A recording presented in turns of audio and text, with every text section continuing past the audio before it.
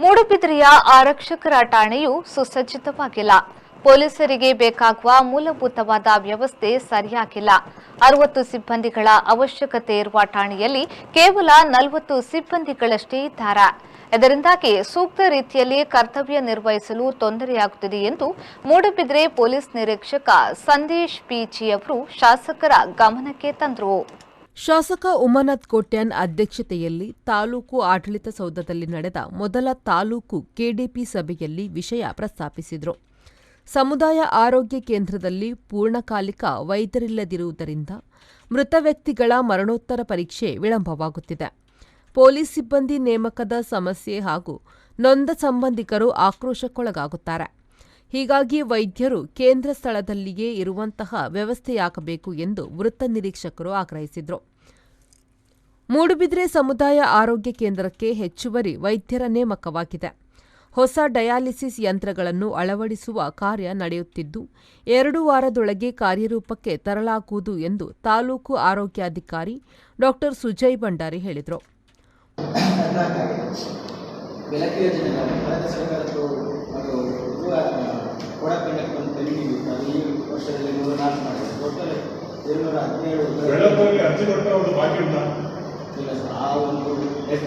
March ಅಲ್ಲಿ ಅದಕ್ಕಿಂತ ಮೊದಲು ಕೊಟ್ಟೋದೆಲ್ಲ ಆಗಿದೆ.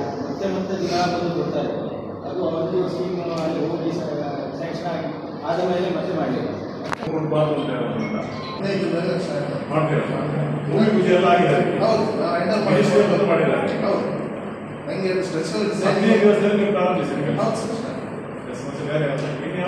ಮತ್ತೆ ಕಾಲ್ ಸಂಘಗಳಲ್ಲಿ ಲಾಸ್ಟ್ ಇದರಲ್ಲಿ ಎಲ್ಲ ಆಗಿದೆ ಸರ್. ಅದರಲ್ಲಿ 5 ಮಾತ್ರ ಪೆಂಡಿಂಗ್ ಇತ್ತು ಲಾಸ್ಟ್ ಸಲ. ಅದರಲ್ಲಿ 2 ನಿವೇಶನ ಸ್ವಲ್ಪ ಸಮಸ್ಯೆ ಇದೆ ಮಧ್ಯದಲ್ಲಿ ಬರುತ್ತೆ.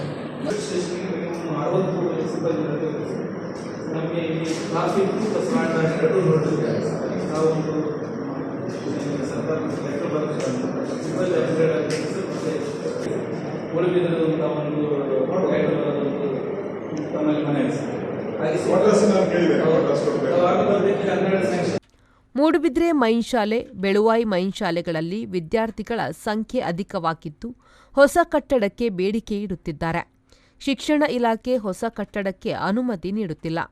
ದುರಸ್ತಿಗೆ ಕಟ್ಟಡಗಳಿಲ್ಲ ಎಂದು ಪಂಚಾಯತ್ ರಾಜ್ ಇಂಜಿನಿಯರಿಂಗ್ ವಿಭಾಗದ ಸಹಾಯಕ ಇಂಜಿನಿಯರ್ ಜಗದೀಪ್ ಶೇಟ್ ಅಸಹಾಯಕತೆ ತೋಡಿಕೊಂಡರು.